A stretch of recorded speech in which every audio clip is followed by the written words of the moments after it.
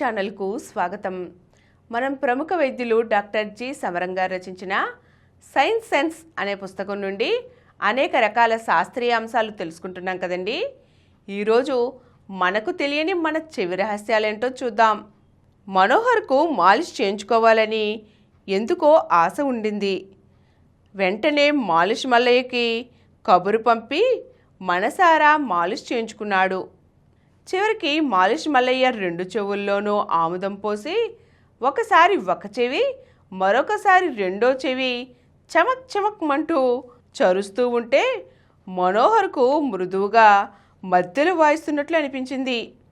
చెవిలో ఆముదం పడ్డంతోనో కళ్ళు చల్లగా కూడా అనిపించాయి. అబ్బా, చెవిలో ఆముదం వేస్తే ఎంత హాయిగా ఉందో అని మురిసిపోయాడు మనోహర్. అయితే వారం 10 రోజులు తిరగకుండానే చెవిలో పోటు ప్రారంభమైంది. చివరికి ఆ పోటు నిద్రపోనివ్వనంతగా పెరిగింది. ఇక బాధ భరించలేక డాక్టర్ దగ్గరికి వెళ్ళి చూపించితే చెవిలో ఫంగస్ చేరిందని అన్నారు. చెవిని కడిగితే నల్లగాను తెల్లగాను ఉన్న ఫంగస్ ముద్దగా బయటకు వచ్చి వేసి నిమిషాల్లో బాధ తగ్గిపోయి ప్రాణం లేచి వచ్చినట్లయింది. ఇలా ఫంగస్ చేరి బాధ కలగడానికి చెవిలో ఆముదం వేయడమే కారణమని డాక్టర్ చెప్పడంతో మనోహర్కు ఎక్కడ లేని ఆశ్చర్యం కలిగింది. చెవిలో ఆముదం కానీ ఏదైనా నూనె కానీ తరచుగా వేస్తూ ఉండకపోతే చెవి పొర ఎండిపోతుందని చాలామంది భావిస్తూ ఉంటారు. అది కేవలం తప్పుడు అభిప్రాయం మాత్రమే. చెవి పొర ఎండిపోకుండా చెవిలో ఆముదం కానీ నూనె కానీ వేయనవసరం లేదు. పైగా అలా వేయడం వలన చెవిలో ఫంగస్ వ్యాధులు కురుపులు వంటివి రావడానికి ఆస్కారం ఉంది. చెవి లోపల ఎల్లప్పుడూ సెబమ్ అనే ద్రవం తయారవుతుంది. ఈ ద్రవాన్ని చెవి లోపల ఉండే చర్మంలోని సెబాసియస్ గ్రంథులు తయారు చేస్తూ ఉంటాయి. ఈ ద్రవం చెవి పొరను ఆరిపోనివ్వకుండా తడిగా ఉంచుతుంది. అంతేకాక ఆ ద్రవం వలన బయట నుంచి చెవిలోకి ప్రవేశించే బ్యాక్టీరియా క్రిములు ఫంగల్ స్పోర్స్ నిర్మూలనవుతూ ఉంటాయి. క్రొత్తగా ద్రవం ఊరుతుంటే పాత ద్రవం ఒక ప్రత్యేక పద్ధతి ద్వారా బయటకు నెట్టివేయబడుతూ ఉంటుంది. అందుకనే చెవి శుభ్రతని పాటించని వారిలో బయటకు నెట్టబడిన ఈ ద్రవం గట్టిపడి చెవి చుట్టూ నల్లగా పేరుకుని కనబడుతూ ఉంటుంది. చెవి పొరను సహజంగా ఇలా తడిగా ఉంచేందుకు ద్రవం ఊరుతూ ఉంటే వేరే ఆముదం కానీ నూనె కానీ వేయవలసిన అవసరం లేదు. పైగా ఇలా వేయడం వల్ల సహజంగా జరిగే ప్రక్రియ దెబ్బతింటుంది. అంతేకాక గాలికి లేచే దుమ్ము ధూళి చెవిలోకి ప్రవేశించి అక్కడ పేరుకుని పోతుంది. అలా దుమ్ము అంటుకొని ఆ నూనెలోనే ఉండటంతో ఇన్ఫెక్షన్లు వస్తాయి. మామూలుగా మన శరీరం మీద మట్టి అంటుకోవడానికి ఆముదం కానీ నూనె కానీ చర్మం పైన రాసినప్పుడు అంటుకోవడానికి తేడా ఉన్నట్లే చెవిలో ఆముదం వేసిన తర్వాత అతి తేలికగా దుమ్ము అక్కడ పేరుకుపోతుంది. ఎక్కువ మోతాదులో దుమ్ము చేరడం వల్ల దుమ్ములో ఉండే క్రిములు ఫంగల్ స్పోర్మ్స్ చెవిలో స్థావరం ఏర్పరచుకుంటాయి. ఎక్కువ క్రిములు అక్కడ చేరడంతో చెవిలో సాధారణంగా జరిగే రక్షణ ప్రక్రియ దెబ్బతింటుంది.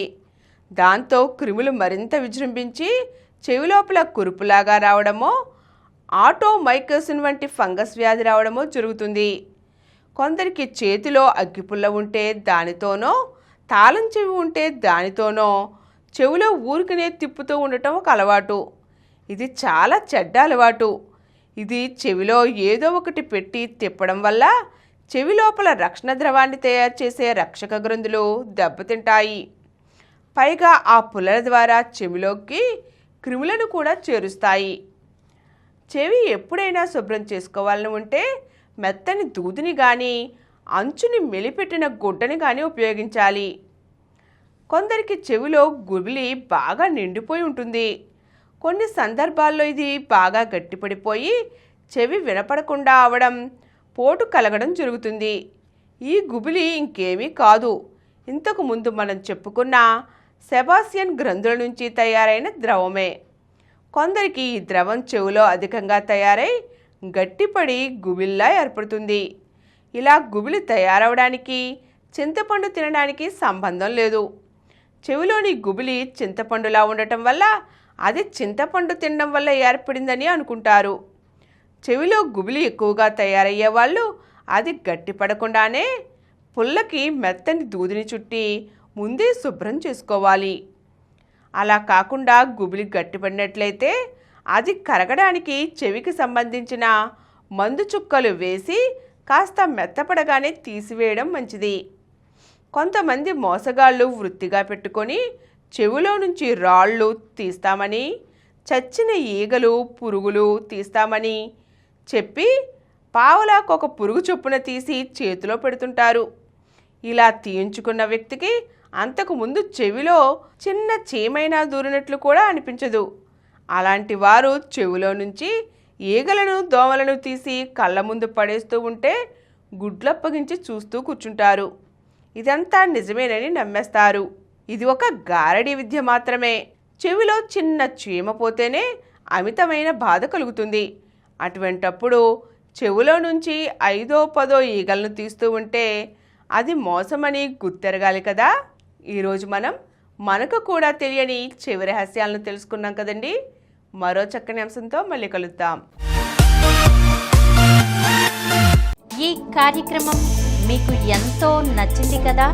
ఇటువంటి మరిన్ని వీడియోల కోసం అనతి కాలంలోనే 20 కోట్లకు పైగా వ్యూస్ సాధించిన సమరం ఛానల్ సమర్పించు సమరం ప్రగతి ఛానల్కు సబ్స్క్రైబ్ చేయండి, లైక్ చేయండి, మీ ఫ్రెండ్స్కి షేర్ చేయండి.